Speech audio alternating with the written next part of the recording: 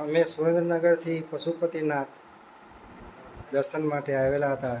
4 તારીખે અમદાવાદથી નીકળી અને કાઠમંડુ 9 તારીખે સવારે પહોંચ્યા.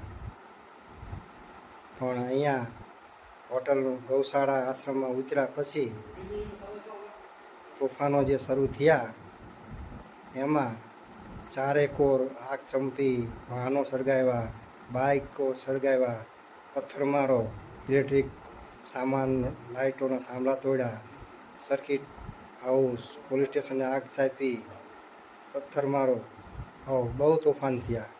ચારે તરફ ધુમાડા ગોટે ગોટા હતા.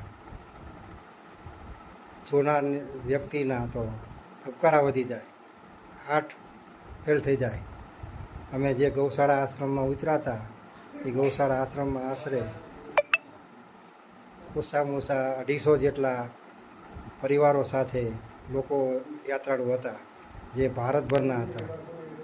એ બધાને તમામને ટોળા આશરે 10,000 માણસોના ટોળાએ બહાર કાઢી અને ગૌશાળા આખી આશ્રમમાં તોડફોડ કરી આગ ચાપી. અને બધા યાત્રાળુ પોતાના જીવ બચાવવા ભાગ્યા અને ક્યાં ગયા એ ખબર નથી. કેટલાય પરિવારો તો કદાચ વિખૂટા પણ પડી ગયા હશે. બાકી કંઈ સમજ પડતી નથી. અત્યારે કાઠમંડુમાં શાંતિ છે, પણ ચારે તરફ આર્મી છે. અત્યારે અમે જે હોટલમાં ઉતર્યા છીએ એ રામ નામ હોટલ ગૌશાળા ચોકથી આગળ છે. તે રોડ ઉપર આર્મી છે, પણ હોટલની બહાર નીકળી શકાતું નથી કે હોટલવાળા નીકળવા દેતા નથી.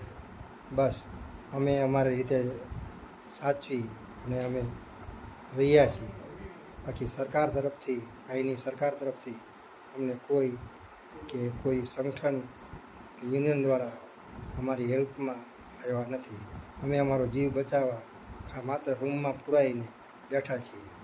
બસ. જય ઝાલાવાડ.